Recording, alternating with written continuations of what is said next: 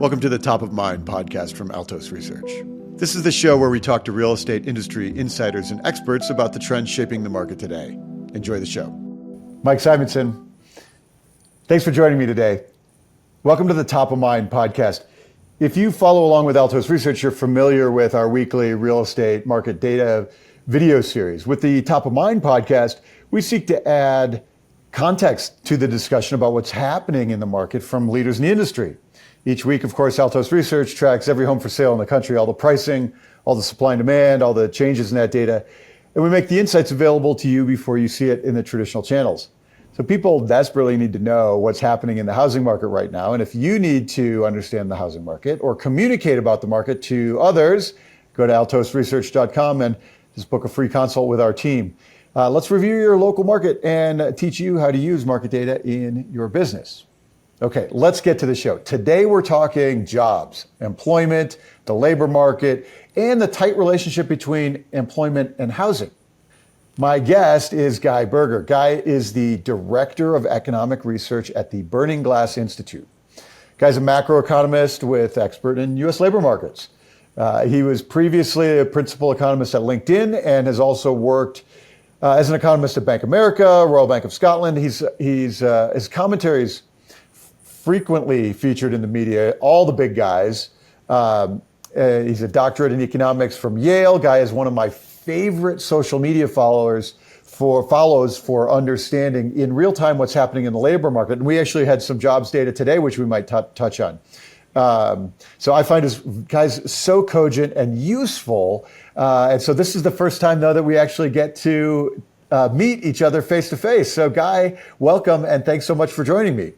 Thank you for having me. And I just want to say, it's funny that you mentioned today's a topic thing because of the jobs report. It's also topical in the opposite direction, which is we just closed out a house a few weeks ago in the peninsula. Oh, so that's great. In San Francisco. It's a funny thing that housing is on my mind, the linkage between the labor market, interest rates, and housing is very much been on my mind in a very practical day-to-day kind of way. Yeah, fascinating. Okay, well, we're going to dive into all of those things today. First, though, tell Mike. Let's talk about you and Burning Glass Institute. I didn't know much about the institute until you joined. So tell me about that and your role there and your work there. Yeah, so it's a really cool institute. I guess we call it a think and do tank because we operate very much in the space of labor markets, workforce development, education, reskilling. And so a lot of the idea of how we can use really, labor market expertise and really granular data from a variety of sources to help, businesses, state and local governments, educational institutions, improve their ability to generate good labor outcomes for ordinary people is what is really top of mind for us. So we look at a lot of things. I mean, AI, designing curricula appropriately, skill-based hiring. I mean, I could wax non-degree credentials, which is very top of mind for me these days. I can talk about a lot of these things. I don't know if we're going to get to them, but I certainly can. So it's really about improving the situation, the employment and the work situation in the country, and therefore we have to study it to make it. Yeah, exactly. Cool. And you were with LinkedIn before. Yeah, I was at LinkedIn for a good 8+ years, a little more than 8. So it's a long time, longer than I've been anywhere. Yeah. Okay. All right. So let's talk data. Let's talk about. Let's get some baseline about the state of the labor market, employment as we roll into the end of 2024. Are there surprising things about the job market? What should we know about employment right now?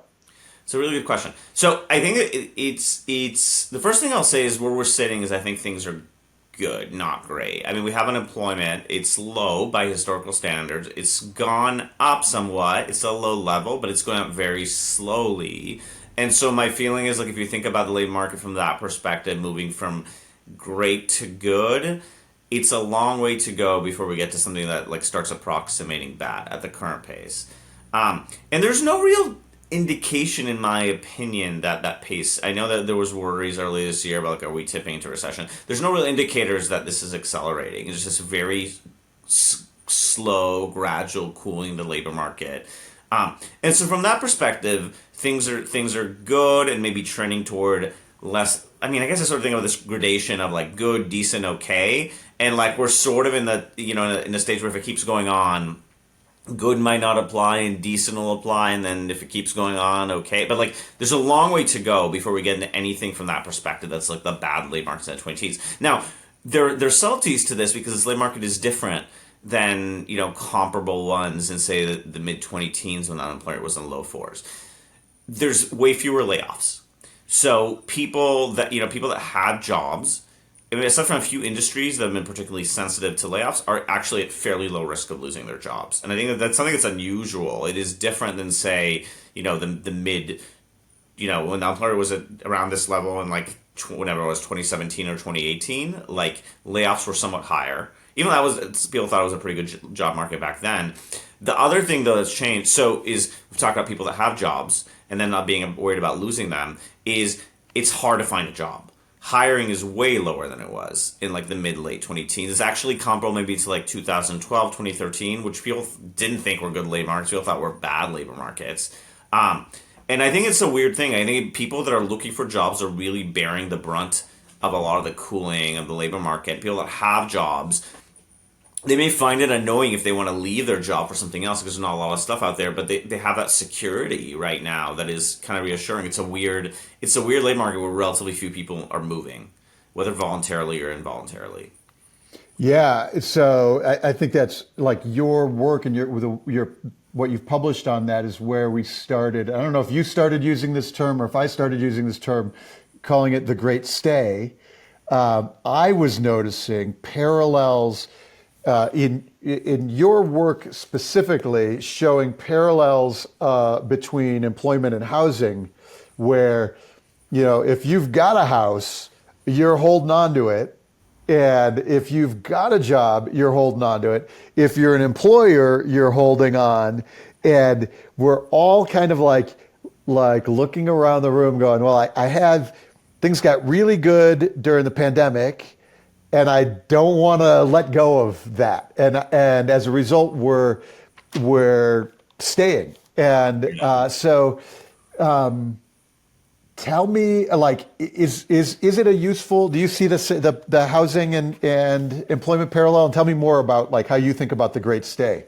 They're similar. I guess what I haven't really thought about is whether the dynamics that are whether they're caused by the same thing, like how closely, like deeply what's causing. Because I think what's in the I'm open to your perspectives on this too. I just haven't thought about it very deeply, but like in the labor market, what's causing it is I think at root, employers' headcount strategy seems to have changed.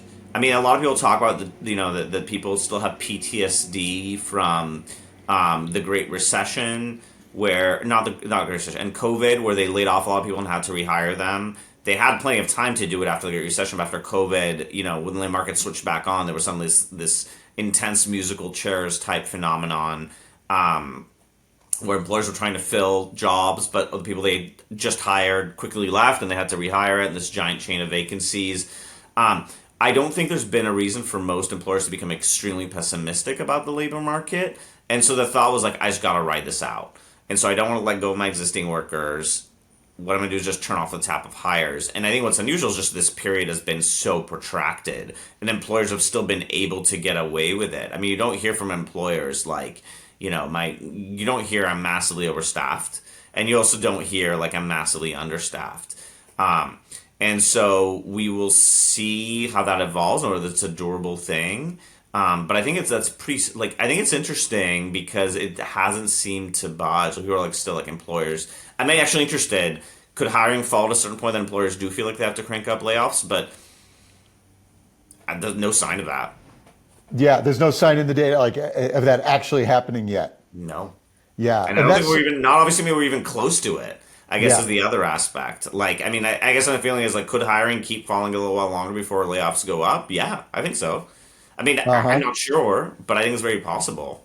Right. Great Stay could become stayier, I guess, so to speak. And I think that's a parallel with housing too, right? Like it could be that people have to sell their homes and we get some inventory and we get a supply and demand imbalance, but there's no sign of it. Yep. yet. And so I'm wondering about you were talking about the cause. So employers are in a world where their headcount strategy has changed.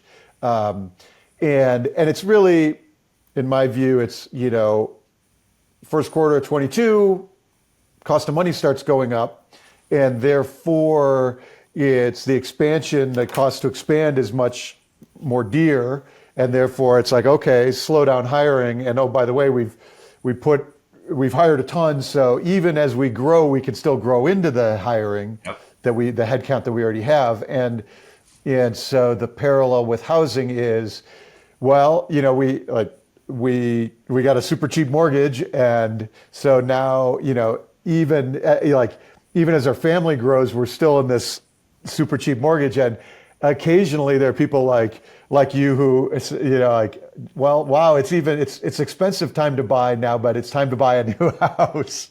I think that's basically what happened to us, I think. And I think the only thing is, like, there was brief hopefulness on our side that rates would be going down soon given the Fed cutting, and I've become much more pessimistic about that. A little more not much more, but a little more. I'm less confident in that than I was Than you were like when you started shopping for the house? like a few months ago. Yeah. A few months ago. So I think that's something that's real. That expectation of where mortgage rates are going to go for 2025 is a big deal for both home buyers. I think in 23 we saw surprising home buyer demand. It slowed way down at the end of 22. We saw surprising resilience in 23, and I think it was people going, well, rates are going to go back down and I'll just refinance. So they were kind of just keeping the momentum going. And we've lost that momentum this year because rates stayed higher longer than anybody expected. Yep. So on the like when we think about hiring, and so unemployment is low. And shows no signs of really taking off, although it seems like it's going up a little bit. Mm-hmm. But it is hard to find a new job. Are there signs of it getting any easier?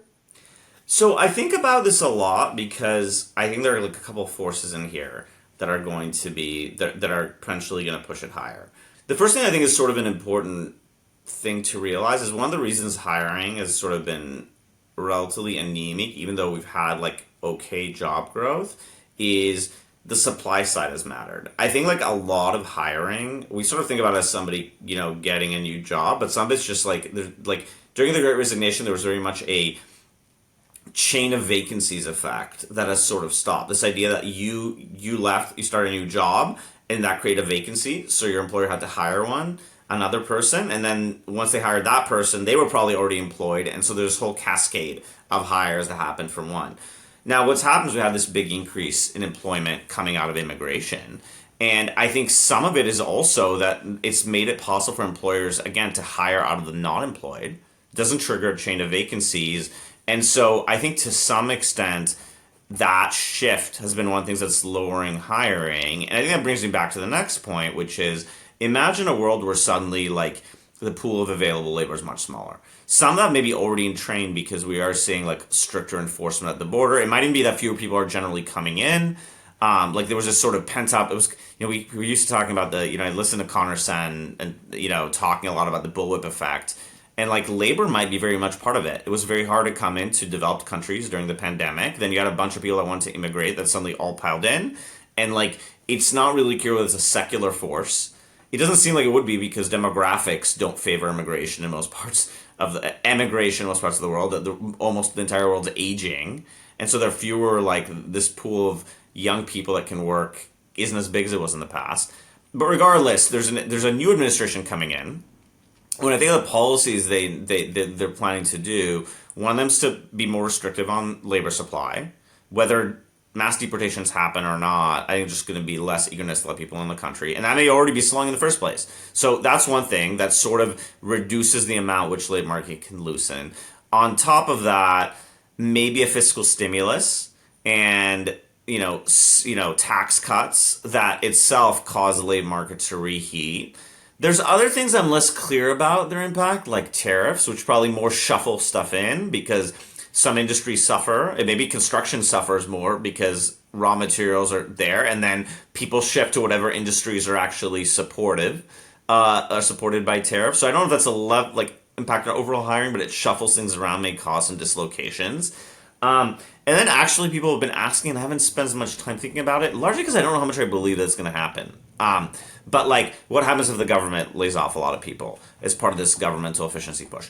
I personally think that's again, I'm not a politics expert, but what I learned about high school government suggests that it's actually can be hard, particularly with a narrow House majority, to pass big spending cuts, which would obviously be in the direction of less hiring. But I think a lot of things on average lean to me toward hiring at some point leveling out, not falling anymore.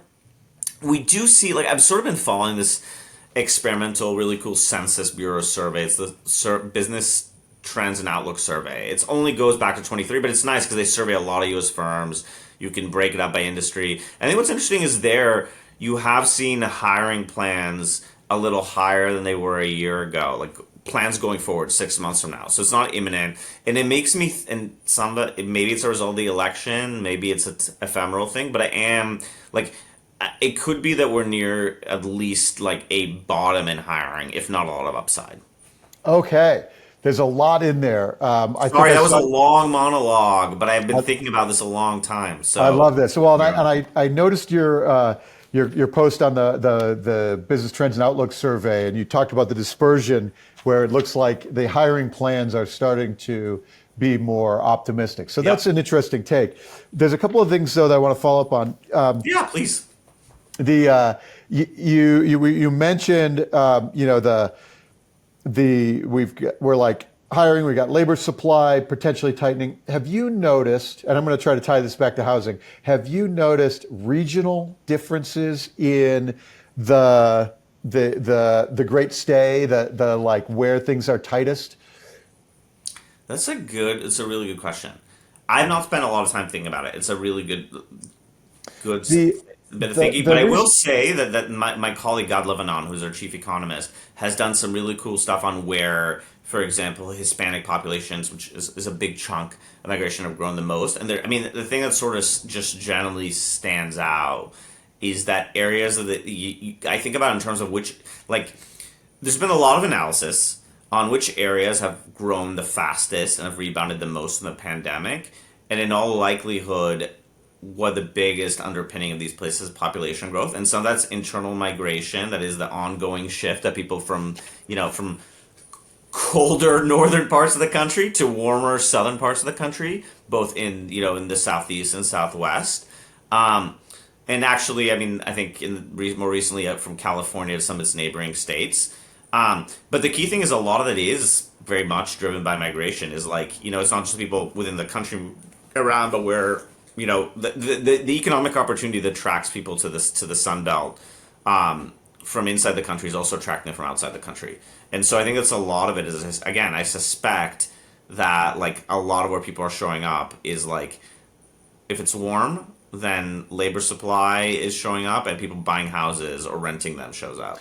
Well, and that's really the housing tie-in that I'm getting to, which is, if we look at the available inventory of homes unsold, it's built dramatically across the Sun Belt, and it's very tight in the Midwest and Northeast, barely more than the pandemic lows of homes for sale in Chicago or New York. And the strongest market this year was probably Boston for housing. All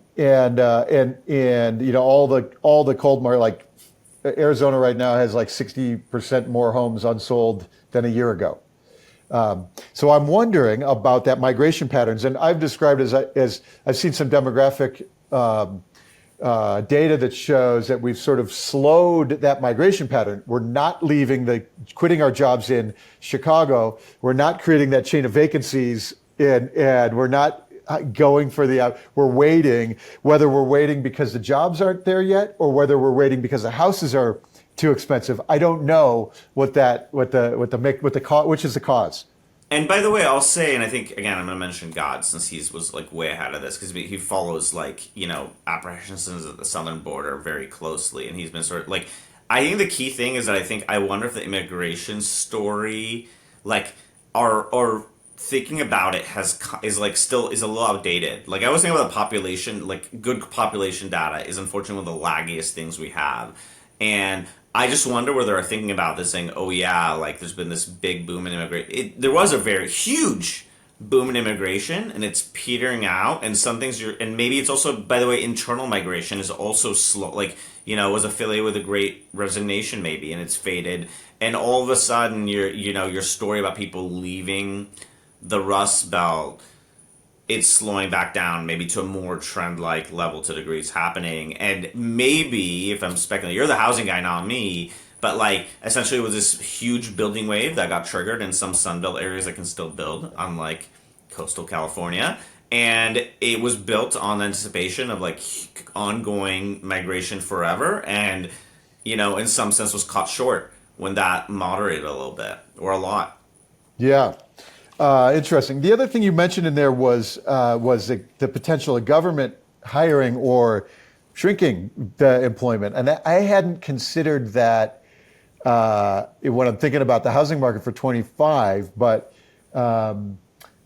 government has been a big driver of employment in the last bunch of years. Is that true?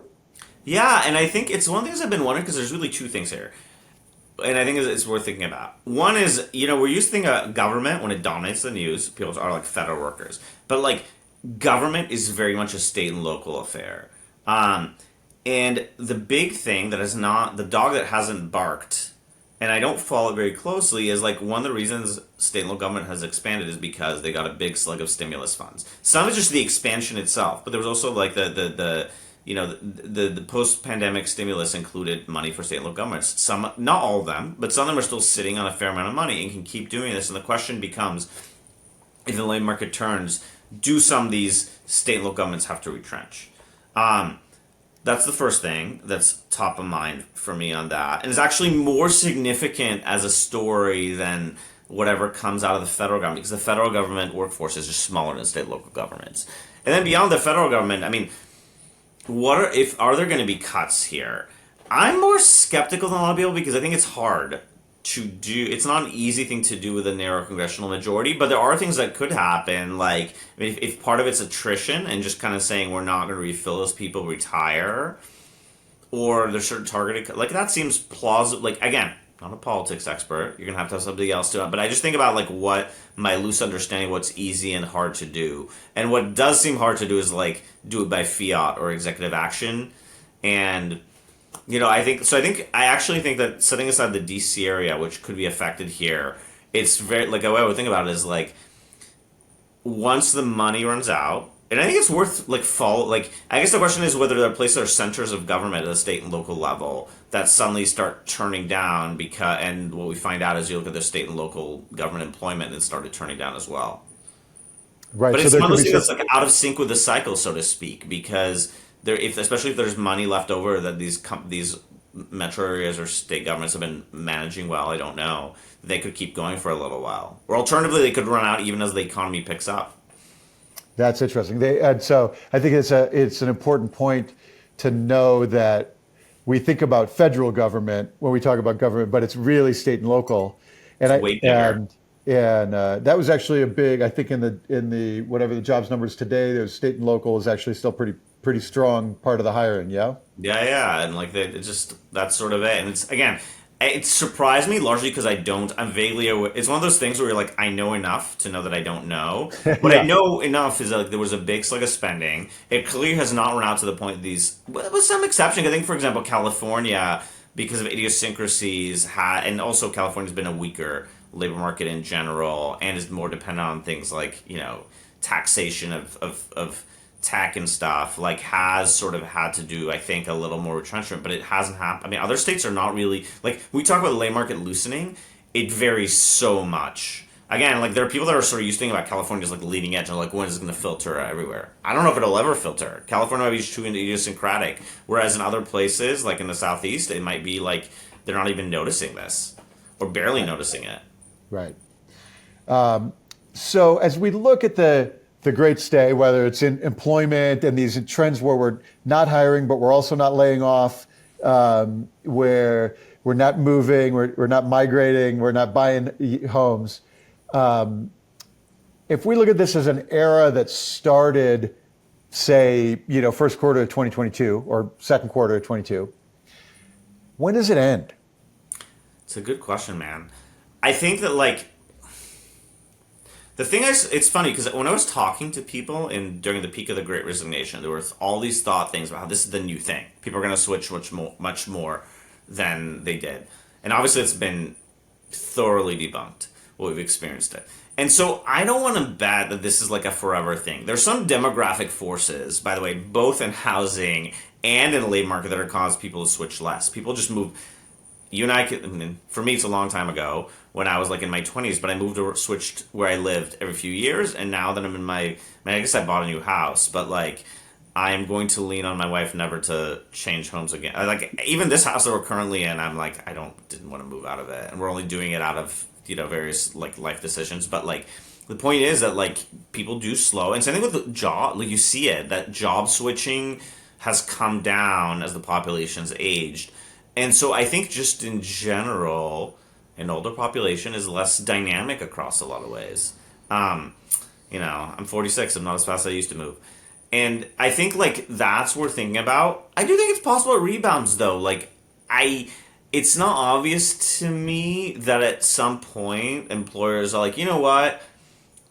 Maybe it is time to move to a strategy that has both more hiring and more layoffs. Like, I guess I would say this labor hoarding thing it's very possibly is a several year fad that eventually goes away, just like all sorts of other management fads. And so you'll see it pick up.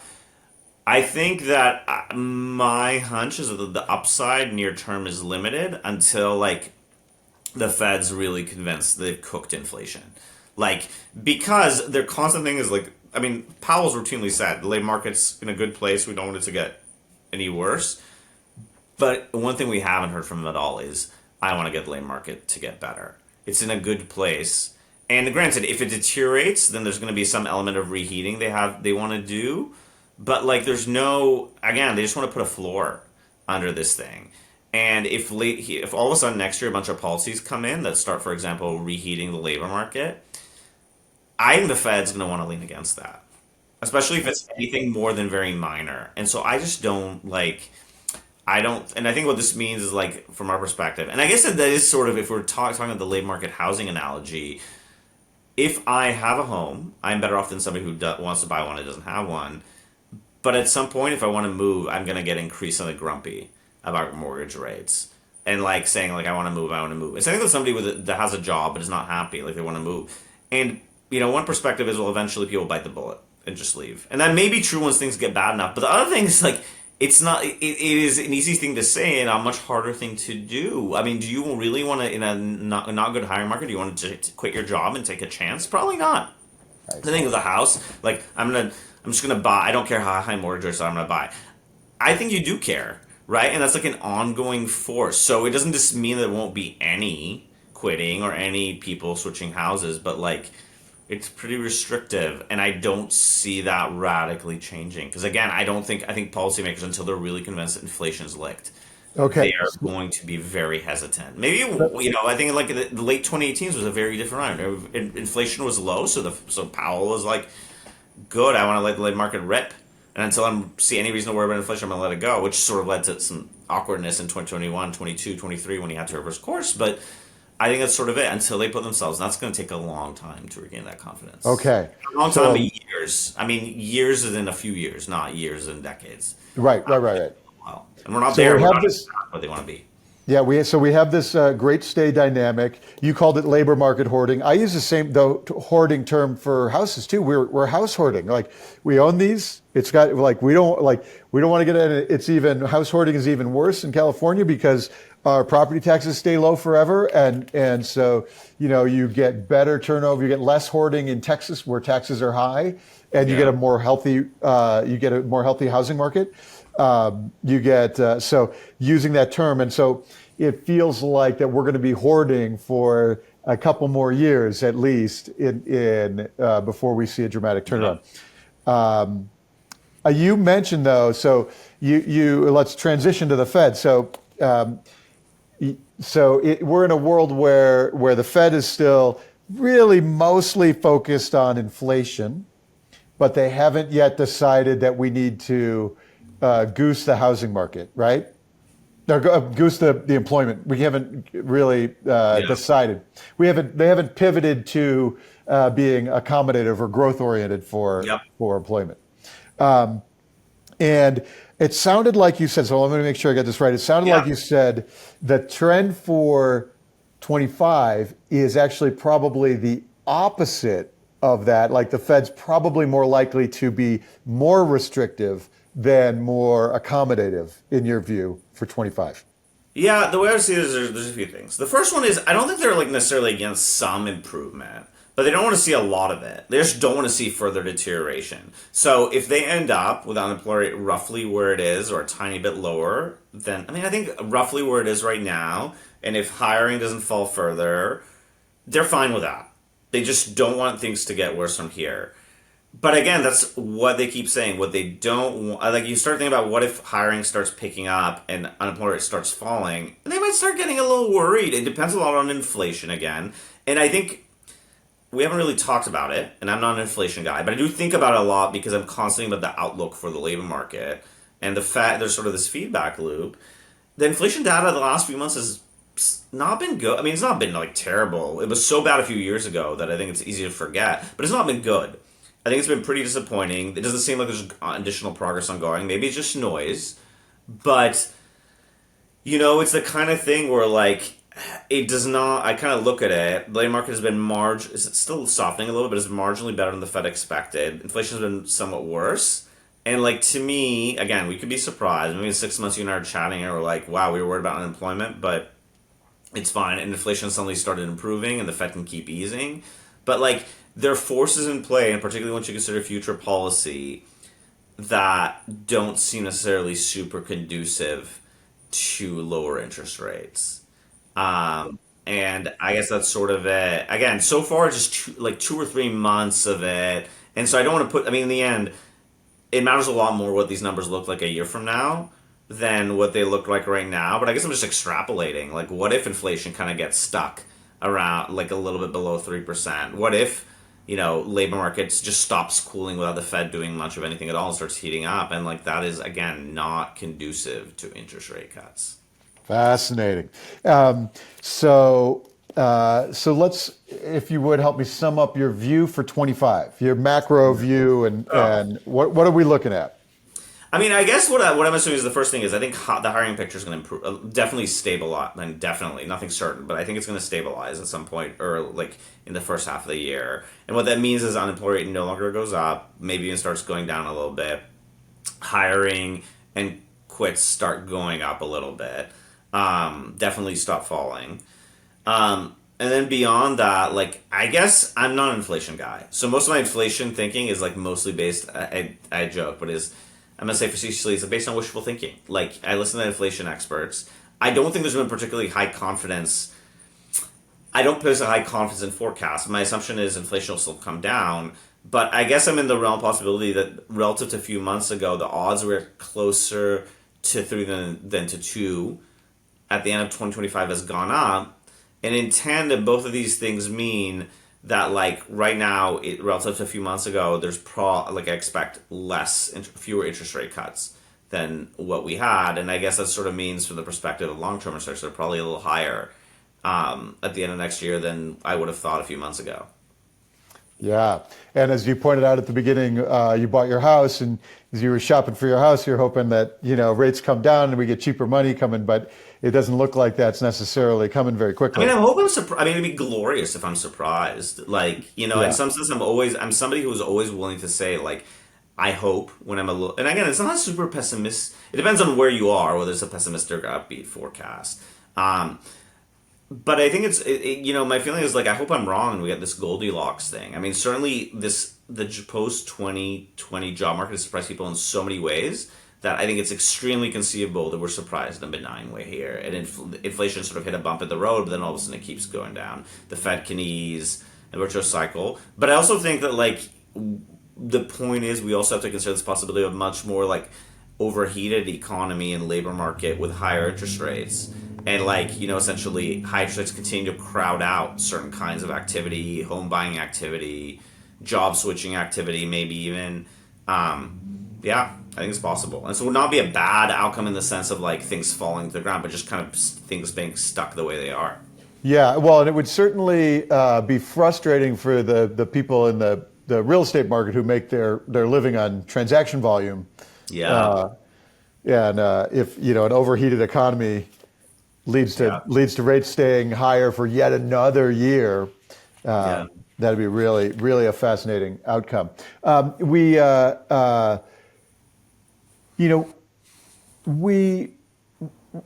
me look a little bit beyond 2025, just real quick. So, are there big themes that we should be paying attention to? Like one of the things I'm interested in is remote work and what that means both for, employment and for measuring employment and for the housing market. Tell me about what you think about the remote work and where we are there. Well, I think there's been a big pendulum swing. I think like the way I sort of think about remote work is perceived by workers as like this tremendous benefit, extremely valuable benefit. Employers are much more willing to offer it when the labor market was super tight, and they're more reluctant to offer it when the labor market is has loosened. I'm not sure, for what it's worth, whether how much of that shift is really. Some employers seem to think it's a genuine cost, and it may be. I mean, like I think it's debatable, but like some employers think it's a genuine cost. And some employers, I think, to some extent, are using it as a lever. It's a question to me how much this is prevalent, but like it's kind of like pay cuts. The point is that you're going to you have to balance things instead of laying people off. You're just going to sort of squeeze them in certain ways, whether you cut pay or cut availability of remote work, and some people leave, and you sort of alter your headcount that way. But I don't think it's going away. I think employers are better at managing it than they were. Employees love it more. It may play out in the sense that like employees' compensation packages come more in the form of this like non-monetary benefit of remote work and less in terms of salaries or their comp. But like, I mean, the point is that it's going to be a higher share of employment than it ever was. And I think that the thing I always thought about it when it was happening was that a lot of it was going to be redistribution within metro areas of fewer people. Like, essentially, it's beneficial. My feeling is that the one very specific thing I always think about here, since you and I both live in San Francisco, is whenever I read any sort of news coverage on San Francisco's difficulty, like it's extremely weirdly centric to San Francisco, which is a non-trivial but a minority fraction of the Bay Area. There's this huge boom in suburban employment, and probably I suspect housing prices on let's call it Bay Area exurbs were probably some of the biggest beneficiaries of remote work and hybrid work, because Stockton, I'm going to pick on this as a town that's, within driving distance, commuting to the core Bay Area from Stockton 5 days a week sounds horrendous. Commuting to the core Bay Area from Stockton or from Fairfield 2 days a week is like a manageable proposition. And I suspect that those kind of dynamics of like essentially the outer suburbs and exurbs being desirable places to live is going to be a persistent thing, because I think, again, hybrid work has not totally gone away, and is an easier proposition for employers to tolerate. So that's the one thing. I do kind of wonder. I'm somebody who's mildly bullish on AI. But I say mildly bullish is I'm not one of the people that's like, this thing is going to it's going to be bigger than fire or antibiotics. But it's a pretty significant thing that changes how work happens. I think it's going to matter. I do think it's going to have a persistent, moderate boost to productivity growth over the next few decades. And I think jobs in a few decades are going to look meaningfully different than they do now because of it. Again, I think some of the extreme scenarios are age. I mean, I don't know. I'm skeptical of that, but like it's a big business-oriented technology that is going to change things. It may also change our society in various ways. And then the last thing that I think ties into these is demographics. This is an aging population. maybe over the span of a few decades, like immigration sentiment wiggles around, but also there are fewer people that are going to come in because almost the entire world's aging. And so, again, a population where people are older, homeowners and employees are both older, probably looks different and is constructed. And maybe that's sort of it. The complicated part of technology is a lot of technology will just be to make up for a smaller, older workforce. Or how you can complement that. We sort of talk about this, but we don't really think about how the technology interfaces with, what if your median worker is like 50 years old instead of 35 years old? I mean, Right. I guess I'm making up numbers here for like that's a pretty radical shift, but that's what we're headed for in the United States a few decades down the line. So let me dive in a little bit with there. So when you say you're mildly bullish on AI, meaning that means it adds to the economic growth, and in a labor sense, do we end up with jobs created because of AI, I or think there's do definitely going to be jobs created. I guess I'm deeply skeptical that this is going to be the kind of thing that sort of like suddenly nobody's working. I think there's always going to be useful stuff. It may be different. It may be, by the way, that it's not like the new jobs are not terribly I mean, I don't know. Like, are not desirable. And maybe people that have jobs are affected have trouble transitioning. So it's sort of a disruptive technology, and the people that benefit from it are younger than you and me, and then the people that are our age are kind of like, I like it's not obviously me that affects people uniformly, but on that, I think there are going to be jobs. I think there are going to be jobs and things that I think the technology is not yet good at doing, and that people are particularly good at doing. I also think there's an underrated element when people talk about technology, which is sort of just like there's this feeling sometimes that people have that like all economic activity that occurs in our world is just basically about doing things as cheaply as possible. But that's not actually true. Why do people like go to fancy restaurants or like to do things that involve regular people waiting on them hand and foot? I think that there's some sort of element of people, like a huge chunk of human interaction is doing something with another human. Not all which, by the way, is particularly benign. I mean, like people like butlers. Is a butler like the most efficient way to like do certain things? Probably not. But you're kind of like, I like the, and this is why I don't think it's necessarily like something people get excited about. But I think the more it gets cheap to do things with technology, the more people want to pay extra money for something to be done inefficiently with a human when they have disposable income. And so I think that's sort of the transformation that I think we can think about with the labor market and technology is, again, when more stuff gets mass produced, what are people likely to spend their like income premium on? And okay? that So with jobs. that's like a view like a Javon's paradox. Say things get that cheaper, we don't use less of it, we use more of it. We get more efficient at energy, we use more energy. We get more efficient with our employees, we want more of them rather than I fewer. mean, what is it that currently is constrained by some of these bottlenecks where suddenly you'd hire a lot more people? I mean, like that to me is an interesting question in itself. But some of it's actually what I'm saying is like purely a taste thing, which is paradoxically people again. You can get cheap cars that are mass produced. A Honda Civic is very reliable, and yet there are people that are buying Ferraris. I mean, there's a performance thing, but some of it just literally I get to drive a Ferrari and show it off to everybody. Right, Nobody right, gets right, right. excited when I'm driving a Honda Civic, and people Yeah. are willing to pay a premium for that. And I think that applies to like the more you mass produce things, the more fancy status goods become valuable, and what Okay. labor is needed to supply those. I think is like a good question to ask about the era of automation. So humans grow in value and fanciness in an Yeah, AI world. because you want to say I paid for a human to inefficiently produce this. Anybody can get a cheaply produced AI driven service, but mine is made by a human. I like it. I like it. I think that's a really great, really clever take on it. Okay, and then so in an AI world, that's basically it makes us more efficient. It adds to jobs. In a remote work world, you kind of phrase it as a cost center, like a cost that businesses have.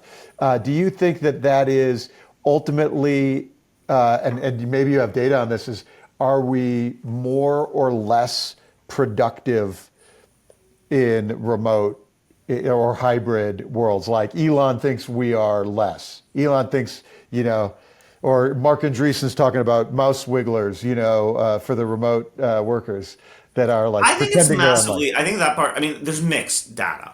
to Okay. start. My personal opinion is that, like, there's been some success productivities, more, some less. I think it's also relative. Like, the way I always think about it is, like, let's say that in your working hours you are 5% less productive, but you get an hour and a half extra work every day because you're not commuting. Is that a productivity? I mean, in a productivity stat aspect, if you're only measuring working hours, your productivity's gone down, but you're working more hours because you're not spending time commuting. That's like an inefficiency. So I just want to start with that because it's a measurement thing that is non-trivial here. Like, an hour and a half extra every day is like, that's a big boost to laboring hours. Like, I think about myself and what I would do if I was commuting every day, and like that'd be a big. I mean, to like somewhere in the peninsula, and like when I was still working, it eats up a lot of time, and so I don't. The other thing is, like, I think there's like a political economy thing going on here at these firms where it might very well be that there's the firm, what the firm values, then what the managers value, and managers might have put more value on people on butts and seats than the actual firm, than shareholders do. It's just the nature of it. Like, you might have preferences, maybe because some of us are older and like that form of work better, and so we just want that, whereas other people don't.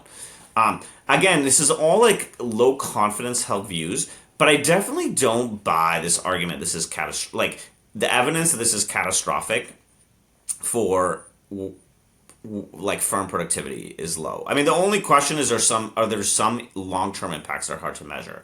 My general feeling, though, is in the end, I think this is going to win out because if we are in a world of scarce labor, secularly because of demographics, you're going to want to hire where people are.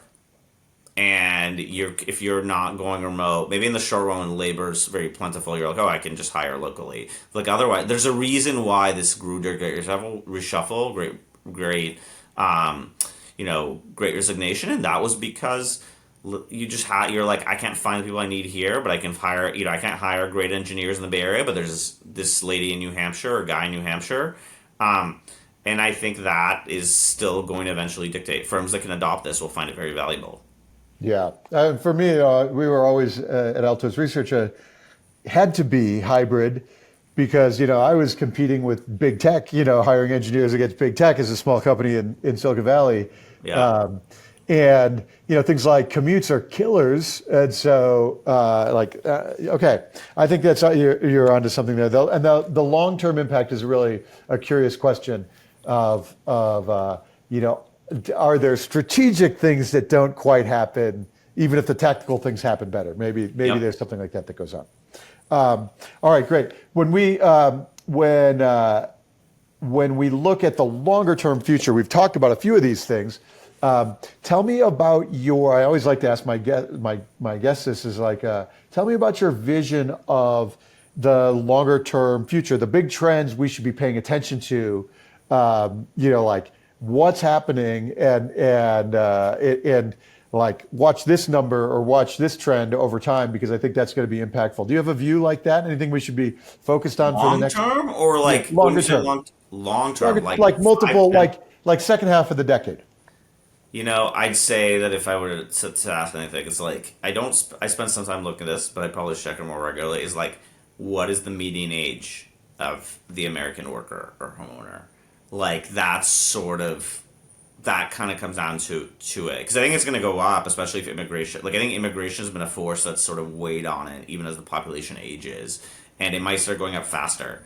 We're essentially in the. I mean, it's happening everywhere with falling birth rates, and so to me, like, as a labor econ guy, is what that. And for example, I already talked briefly at like how over the decades, like the aging population has led to like turnover falling, and is it going to actually cause it to go down further? So, yeah, I'd say that's sort of. I don't think about it as much as I should because I'm so probably too short term focused, but I think that's the big one. That's an interesting take. So, and I think it gets back to our initial part of our conversation with the Great Stay, as we're aging, we're less likely to want to change jobs. We're less likely to want to change houses. We're less likely to want to move across the country.